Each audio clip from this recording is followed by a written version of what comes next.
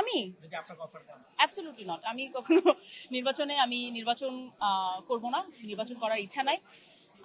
না সুপ্রিম কোর্টেও ইচ্ছা নাই, এখানেও ইচ্ছা নাই নির্বাচন করার। আমি আমার কাজ নিয়ে ব্যস্ত থাকতে চাই, এবং সেটা কারণ নির্বাচন করতে গেলে মানুষকে অনেক ফোন দেওয়া লাগে, আলাদা আলাদাভাবে বলা লাগে, মানে কি বলবো, অয়েলিং করা টাইপের বা যেটাই বলেন না কেন, সবাইকে আলাদা আলাদাভাবে বলা আমার পক্ষে সম্ভব না।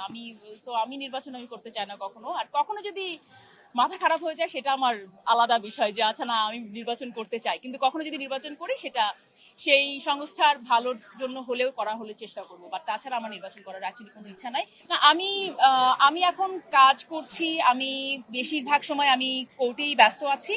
বাট তার পাশাপাশি যদি কোনো কাজ করি তখন তো আপনারা দেখতেই পারবেন যে কি কাজ করছি না করছি। আর এমন কোনো কাজ করতে চাই না যে শুধুমাত্র কাজ করার জন্যই কাজ করা, সেটার কোনো মূল্যায়ন হবে না বা সেটার আলাদাভাবে কোনো ইম্প্যাক্ট ফেলবে না, এরকম কোনো কাজ আমি করতে চাই না। নাহলে তো সবসময় কাজ করা যায় না। এটা আমাকে বলেছে না, আমার ইচ্ছা নাই, একেবারেই ভোটের মাঠে দাঁড়ানোর ইচ্ছা নেই।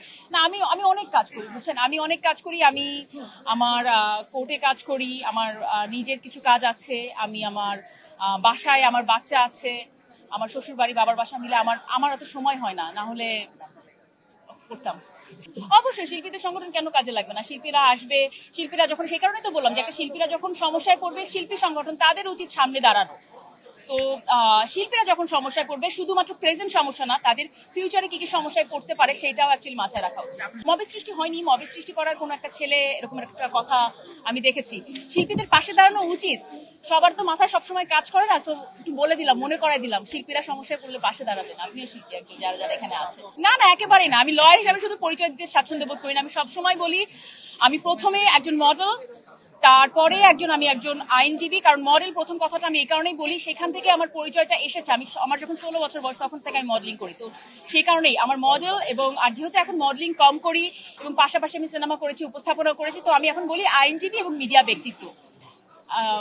অবশ্যই দুইটা প্রফেশনে আমার নিজের প্রফেশন, এবং দুইটা প্রফেশনকে আমি সম্মান করি সমানভাবে। র্যাম্প অনেক মিস করি, বিকজ র্যাম্প থেকেই তো আমার শুরুটা হয়েছে। দেখা যেত প্রতি সপ্তাহে 2-3টা করে আমি শো করতাম। এখন তো এরকম করা হয় না, এখন মনে এত শো হয়ও না। তো সব মিলে অনেক মিস করি। আগালাম নাকি পিছালাম জানি না। গ্রুমিং এর কথা বলছেন, আমি মাঝখানে গ্রুমিং বেশ কিছুদিন করিয়েছিলাম, পরে আমার সময় স্বল্পতার অভাবে আর করানো হয়নি। কিন্তু আমি চাই মিডিয়া ইন্ডাস্ট্রি, সেটা মডেলিং হোক, সেটা সিনেমা জগতে হোক, সেটা নাটক জগতে হোক, মানুষ যেন প্রাউড করে বলতে পারে সে বাংলা সিনেমার নায়িকা, সে বাংলা নাটকে কাজ করে, সে বাংলা আর মিডিয়া ইন্ডাস্ট্রি ফ্যাশন জগতের একটা মডেল। এটা যেন মানুষ প্রাউডলি বলতে পারে, এটা যেন কখনো বলার আগে চিন্তা করতে না হয়।